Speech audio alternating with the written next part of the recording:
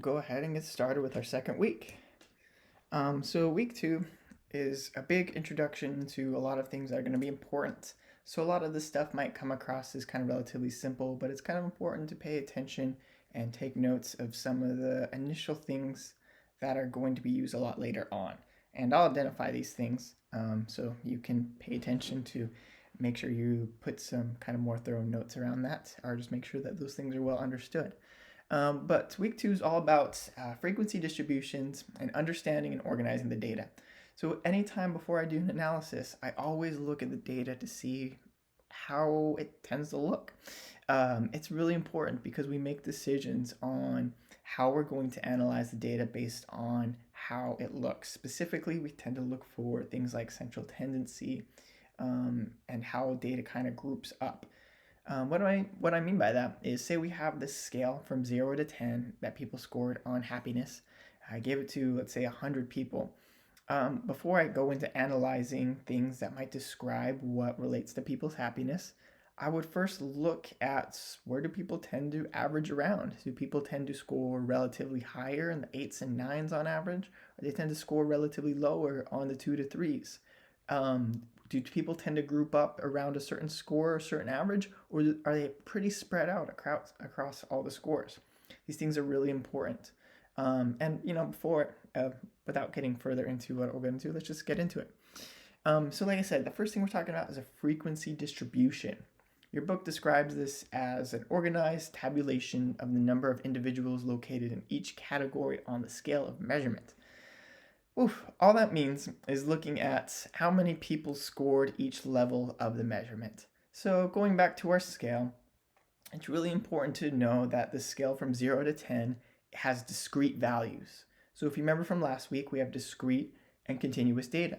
Discrete means we have specific levels of the value and you can't really score in between that. There is a finite amount of scores you can have there. So with a scale that is from 0 to 10, you can get 0, 1, 2, 3, 4, 5, 6, 7, 8, 9, 10. That's 11 different categories that you could score. There's no scoring in between those. There's no 3.5s or 10 or 9.887. There's nothing like that in between. That would be a continuous scale where you could have an infinite amount of numbers between 9 and 8. Anyways, so we have very specific values, and all we're doing here is asking how many people scored 8, how many people scored 9, how many people scored 6, and so on and so forth. And we organize that using a table or a graph. So you can see here, let's say going back to our scale of happiness from 0 to 10, we have all these different values that people scaled. So some person did, I have a new piece of technology here today, so getting used to using this pen. Not the laser pointer, the pen. So you can see here that one person scored 8, one person scored 7, 9, 8, 8, 10. So again, a big part of this is first just organizing it in a more succinct way and into a table here. So if you remember from last week, X is the actual raw score. So each one of these values corresponds with the values over here, right? And then F is the new thing we're introducing right now. F is the amount of times that the score occurred in the data set. So if we look at the raw score of 10 and we see that F here for 10 is 2, that means that the score of 10 occurred twice in the data set. It's the frequency. That's what the F stands for. So the frequency in which 10 occurred in the data. The frequency, or F, for scores of 9 is 5. There are 5 9s in here. So on and so forth. So there's 7 8s, there's 3 7s, there's 2 6s, 0 5s, 1 4. So that's all that F means. So for a particular score, how many times did it occur? It's good to remember what that F means. And more importantly, moving forward, is this sigma F equals N. If you remember from last week, this is our symbol for sigma. It gets kind of cut off right there because it's underlined, but it's essentially this kind of weird blocky 3. So sigma F means the sum of F's, because sigma means you sum all the values. So sigma F is 2 plus 5 plus 7 plus 3 plus 2 plus 0 is 1. So 2, 7, 14, 17, 18, 19, 20. The sum of f here is equal to 20. And since we know that sigma f, or the sum of f's, equals n, and we know that that equals 20, we know that 20 equals n. N, if you remember from last week, it's okay if you don't, n is the total number of scores in your data set. So pretty much there are 20 scores here. N is the total amount of scores you have. Don't get that confused with the actual scores that people report. It's just the amount of scores that we have, okay? And your sigma f should always equal your total scores. So this is a really important kind of just basic first step of knowing this number. We're going to use our total amount of scores, total number of scores a lot. So it's always good to kind of have an idea of where we get that number. All right, so moving forward, now we're going to talk about sigma x. So before we was talking about sigma f, how many scores are in the data set. Now we're looking at the total of all the scores. Oof, that's a sad x, but you get the point. So sigma x, it's not just 5 plus 4 plus 3 plus 2 plus 1. It might be 5. We do have 1 5, but the thing is we have 2 4s here. So sigma x is adding up all of the scores. Going back here, sigma x is essentially, if we summed all of these values, what would it be? It's the sum of all of the scores. So moving forward, we know we have one, in this is a different data set, so don't get those numbers confused. These are different numbers. But in here we have 1 5, we have 2 4s. We have 3 3s, and we have 3 2s, and then we have 1 1. So, oops, that should be 5, my bad. So we could just add 1 5 plus 2 4s plus 3 plus 3 plus 3 plus 2 plus 2 plus 2 plus 1 plus 1 plus 1. You could do that. That would be a little confusing, or that would take a little bit. So let me show you an easier way to do this. Let me delete all of that. That would have taken, especially when we start having larger data sets, that's going to take a long time. And that kind of defeats the purpose of doing all of this, of organizing in this way. So an easier way to do this is simply multiply the score by the number of times that score appears. So 5 times 1 is still 5, but multiplying the score by the number of times that appears in the data set here would be 4 times 2, so we have 8. 3 times 3, because 3 appears 3 times in the data set. 2 appears 3 times in the data set, so 2 times 3 is 6, and 1 times 1 is 1. That's a lot easier to add, right? So 5 plus 8 is 13. 13 plus 9 is 22. 22 plus 6, 28. 28 plus 1, 29. So that's how we get sigma x. It is the total number, if we add up all of the scores in our data set, is the sum of all of our scores. So when we have it in this table, we simply have to multiply the score by the time number amount it appears.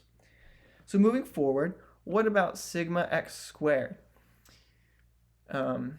So instead of sigma x, now we're going to do sigma x squared. So if you remember from last week, we talked about order of operations when it comes to including the sigma value. The sigma occurs at the very end. So before we add everything up together, and before we multiply anything, we do need to square those values first, because squaring is one of the first things that comes in our order of operations. So we still have 5, but 5 squared is 25, and we're going to have one of those. And we still have 4, but instead of adding them up, we have to make that 16. 16, 16. So instead of, again, adding all these up, we could say, we know that, so the square is going to be 3 times 3, the square of 3 squared, I'm sorry, I'm getting this confused. 3 squared, right, is going to be 9, but we just multiply 9 by 3, which is 27, instead of writing out each one, right? Same thing here. 2 squared is 4. 4 times 3 is 12. But essentially, it's really important that we square the value before we add them all up together and before we do the sigma value. We'll do this more here, so if this was a little bit confusing, don't worry, you'll get some practice in your homework, and but just make sure you do the order of operations and remember those. That squared is going to be coming before the sum. All right, so let's move forward. So that was frequencies. Now we're going to switch to proportions and percentages. Proportion is simply the fraction of the total group for a given value. So all that means is what is the proportion of 5s in all of the scores? How many people scored 5 relative to everybody else? What proportion of all of the scores is a 5 is another way to say that. That's pretty easy. The formula for proportion is actually, so we're going to use P for proportion, and that equals the frequency for that score divided by N, which is all the scores. So in this situation, if we wanted to know the proportion for 5, we know the frequency is 1, and then we're going to divide that by the total scores, which is the sum of all the scores. So 1 plus 2 is 3, 3 plus 3 is 6, 6 plus 3 is 9, 1 plus 9 is 10. So we know that there are 10 scores, and we're going to divide it by 1 to get the proportion. That gives us 0.1. So that's our proportion. Now our percentage, all we do is multiply that number by 100. Here's a quick trick if you don't already know. When you multiply a decimal by 100, all you do is move the decimal over for how many zeros there are in your value. So for 100, there's 2 zeros, right? So a quick trick, so 0.1 times 100, you're going to move the decimal over 1 time, 2 times. So now the decimal's there. We have to fill in that blank with a 10. So now our percentage is 10%. So what we figured out first was the fraction of the total group. What fraction of the total group is 5? What proportion of scores, of all the scores, is 5? And it was 0.1. And then we just transform that into percentage. So 0.1 times 100 is 10, so 10%. 10% of the scores are 5. Those are proportions and percentages. So now let's talk about percentile rank. So percentile rank is really important and really informative whenever we get a raw score. So let's say you got a 68 on a test. What does that mean? I'm going to even tell you that you got a 68 out of 100. Now, let's say you're in a really difficult class. What does that mean? Is that a good score? Is that a bad score? Well, we can ask that question, is that a good score relative to everybody else? And one way to ask that is by figuring out what is the percentile rank. Our percentile rank tells us it is the amount of people who got that score or lower than you. So a 68 percentile rank, what we have to know is what everybody else got. For example, let's say that 50% of the class also got a 68 or below. That means your percentile rank, or your percentile, so instead of calling it a percentile rank, we'll just call that value percentile. Let's say your percentile is 50%. So that means that you did just as well or better than 50% of the class. That being said, 50% of the class did better than you. So that gives us just some information on what a 68 means. A 68, although you missed 32 points, if it's in the 50 percentile, that means you did about average. That means about half the people did worse than you, and about half the people did better than you. That's not bad. Now that being said, if you were in the 20th percentile, your percentile rank was 20%, that means that you only did better or the same as 20%, meaning 80% of the class did better than you. That would mean you did pretty awful. So, not too well. It depends. But don't get this confused with percentage correct. And this is the big thing I want you to take away, that percentile and percentile rank is different from percentage correct. For example, your percentage correct here is only 68%, right? 68 divided by 100 is 68%. Don't get that confused with percentile correct. Percentile rank and percentile is how many people you did amongst everybody who did the test, how many or what percentage of the group did worse or the same as you. It is different. You can get a 50% test score on a test, which is pretty bad, unless everybody else unless that 50 was in the 50th percentile, meaning that you did about average. About half the people did worse than you, and about half the people did better than you. So let's get, I think as we do the calculations, if you're a little kind of confused here, this might just kind of clear things up a little bit. So to figure out how percentiles rank, the first thing we're going to talk about is cumulative frequency.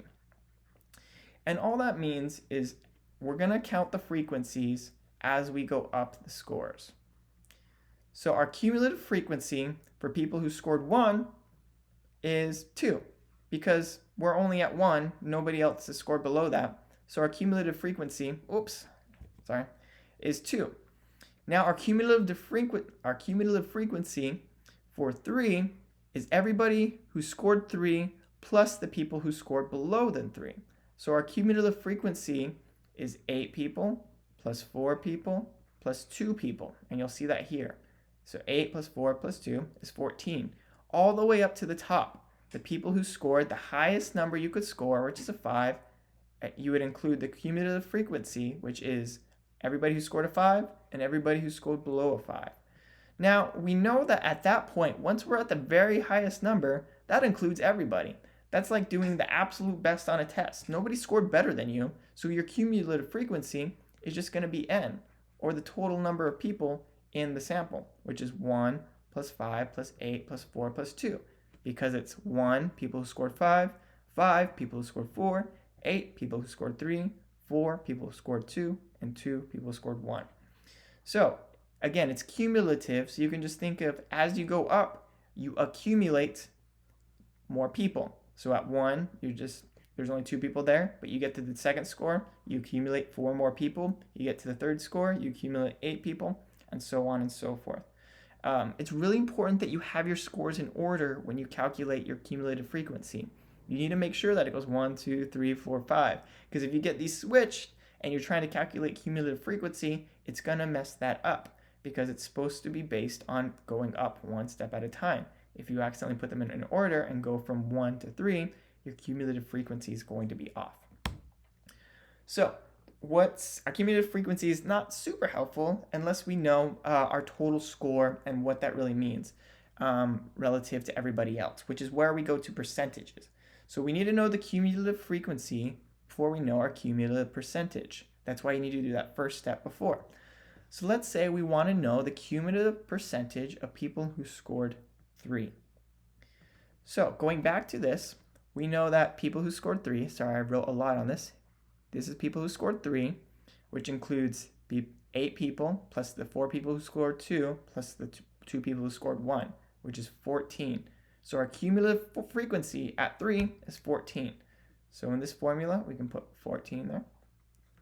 And then our total n. How many scores do we have total?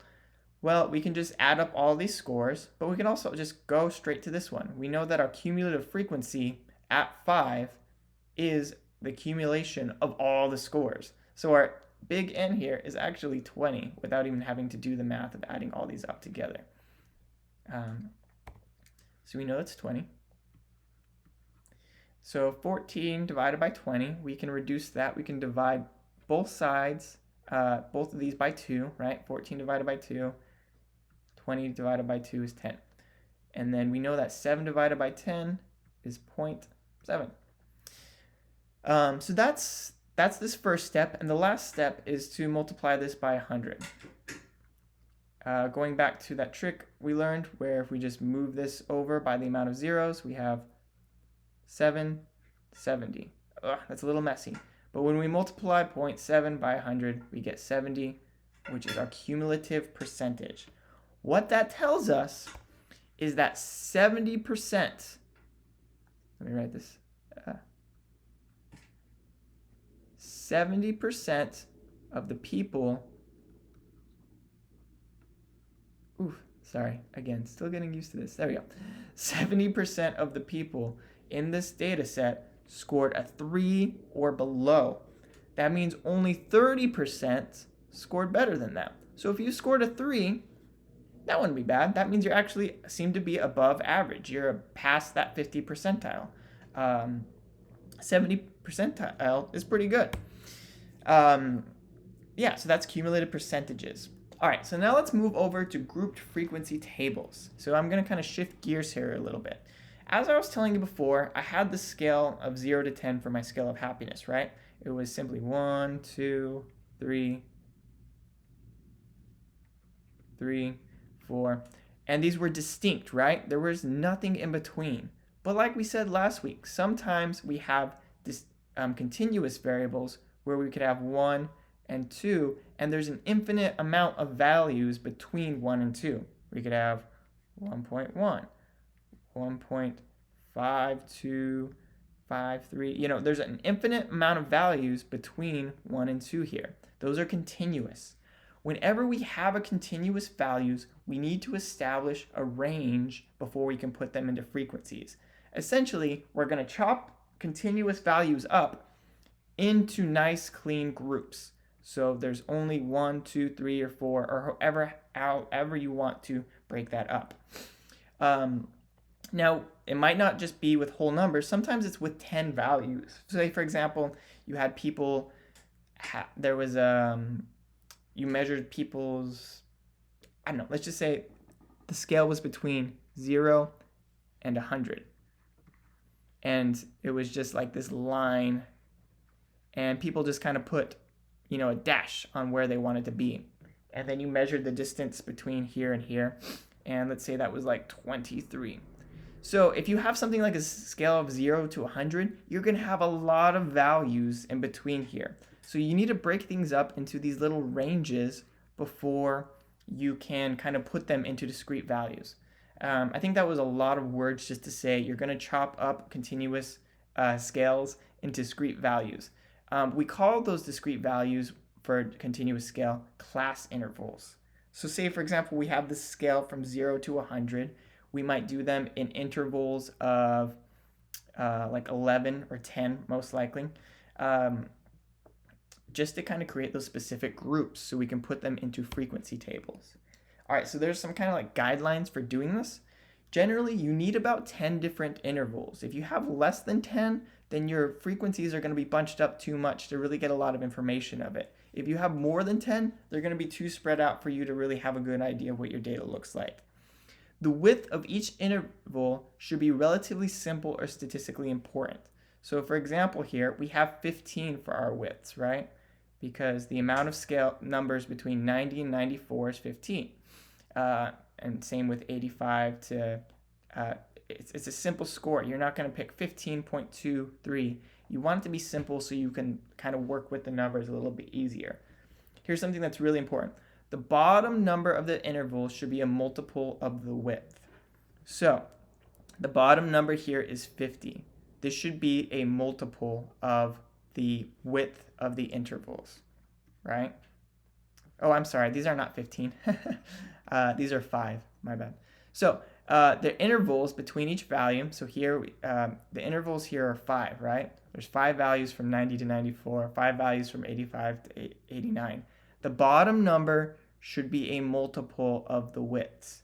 Since the bottom value is 50, having 5 as an interval and having the bottom value of 50 makes sense. And all intervals should have the same width with no gaps.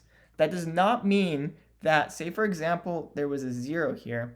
It's okay if there's a certain value without, that doesn't mean we can have a gap here. We can have a 0 value. It just means we can't skip it. We can't just pretend it's not here if it's 0. If for example, it is a 0, we need to make sure that we still put that interval of 65 to 69. We need to make sure that's there even if we put it with a 0. We can't just forget it. And that's just important for later things we'll talk about.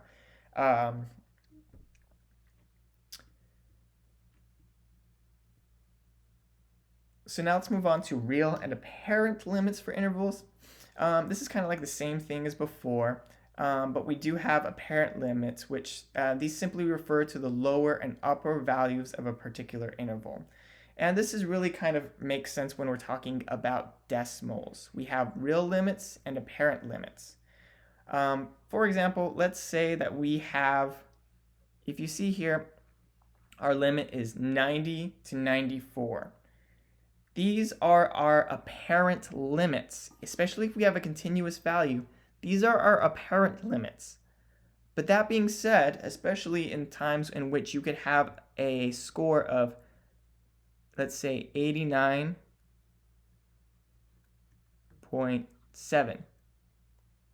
Now, since these things need to be chopped up into specific whole numbers here, because that's how we've defined our intervals, we would actually still be doing some rounding, right?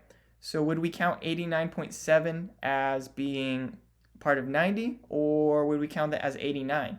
Generally speaking, it's more accurate to count it closer to 90 than 89, right?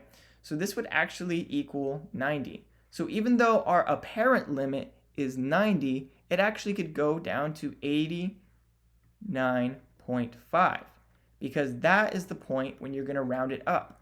This is the real limit in this situation because we're going to round up. So this is the real limit, and this is the apparent limit. Yes, we are saying it's 90 is what's going to be in this group, 90 to 94, but that actually includes anybody that gets a score from 89.5 and above, because you're going to round it up to 90. So this doesn't come up a lot, but it is important to keep in mind that when we say we have a limit, sometimes it's what our limit kind of looks like, our apparent limit, and what our real limit is, because we have to consider that we are doing a lot of rounding when we're chopping up a continuous variable. All right, I'm not going to do this quick quiz. All right, so the first thing, so those are all tables, and that's how we're going to talk about our tables moving forward. It's pretty simple. We have our scores, or we have our limits, our ranges for scores, and then we have the amount of values that fall on those scores or within those ranges. So 3 people fell between 90 and 94, so on and so forth. So now let's move on to graphs. So histograms are super important. When I said that I always look at the data before I do any kind of analysis, I'm looking up my histograms for interval or ratio data. As a reminder, interval and ratio data are different from nominal and ordinal data. Nominal data is just groups. The groups don't have any kind of difference between each other that is significant. It's like red team or blue team. Does it mean any difference to being one and another? No, they're just different groups. Same thing with ordinal. Now these are groups with meanings between 1, 2, 3, 4, and 5, but the meanings between them can change. So for example, let's say there was a race and first, second, and third. Now we have groups that actually have some kind of directional order, right? Ooh, that's a funky 3. Again, still getting used to this. So let's say these are the ranks in the race. Now, first place is better than second place, and second place is better than third place. So there are groups in which there is a better number to be in, right? You want to be in first place. And that's better than second and better than third. But that being said, the distance between first place and second place and third place in a race might be different. This person might have 5 seconds. This person might have taken them 6 seconds, which would be a 1 second difference, right? But third place might have been 20 seconds behind. So now the difference between these two is not consistent. This is 1 second, this is 14 seconds, right? So that's what it means by ordinal ranking, is that there is some kind of order to 1, 2, 3, 4, 5. These groups do have differences in a certain hierarchy of which one's better or worse or lesser, more, right? But the intervals between them aren't consistent. Now with interval and ratio, both of these have consistent values between their numbers. So the distance between 1 and 2 is the same distance between 3 and 4. The units are consistent across every value. And again, the difference between these two is ratio has a true 0, where interval, 0 does not always mean 0. The easy example is temperature in Fahrenheit or Celsius.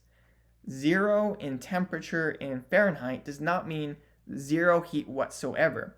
There is still thermal value there, but it is lower, right? But there's still plenty of it there. Now, if we went to the Kelvin temperature scale, in Kelvin, a true 0 means 0 heat whatsoever. There is no energy left. That means that 0 is true.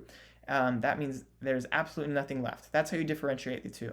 But it's important I know I'm drawing a lot here, is that both of these have consistent intervals between. And when we want to look at these, we use histograms. What's really important is that when you look at histograms and how they differentiate from bar graphs, which I'm sure you've seen before, is that histograms, these touch right here. The lines on each one of these, when you're distinguishing what's a histogram and what's a bar graph, these lines touch. They're not supposed to touch with bar graphs. And all these tell you is you can get the frequency. Here's our table, right? This is what we've been working with the whole day. Our frequencies are represented over here. So when we looked at how many people scored 1, we look at the y-axis here as our frequencies. So how many people scored 1? Well, one person scored 1. How many people scored 2? These are the actual scores, our x's. 2 people scored 2. How many people scored 3? Well, 4 people scored 3.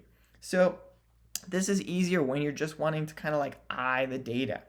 Here's another example in which you don't have this perfect little, you kind of have different data.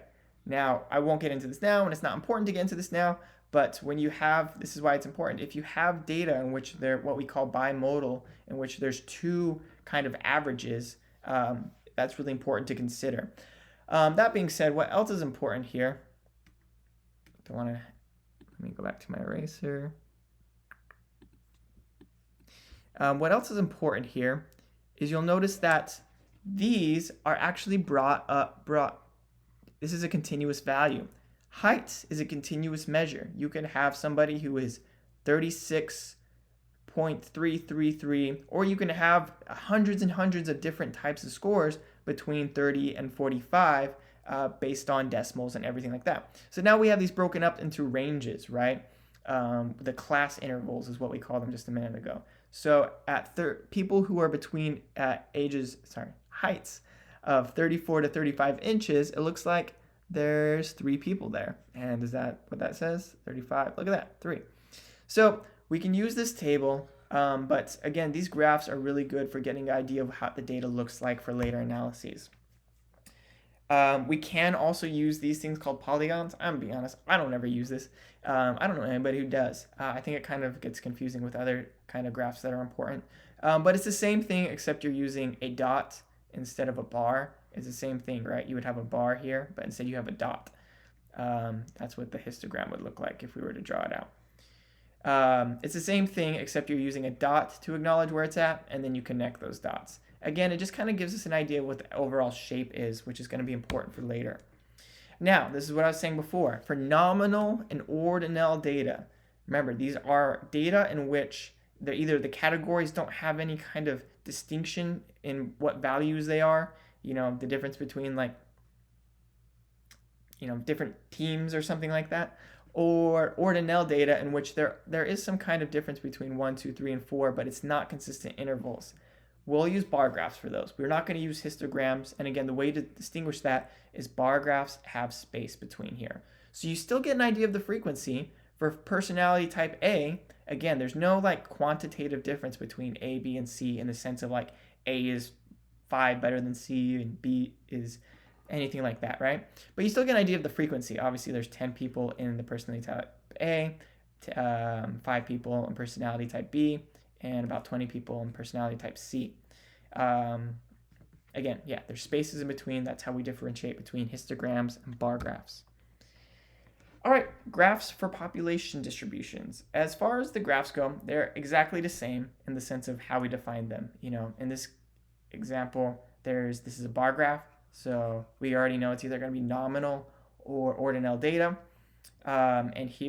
Except now we're going to switch to percentages instead of frequencies, because when we're talking about the populations, these are really estimates. We don't really know the total frequencies and if you remember, we have our samples, and our populations.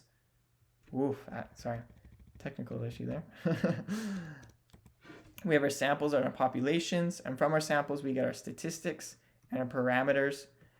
Now, our statistics, our frequency was a statistic. We got it from our sample.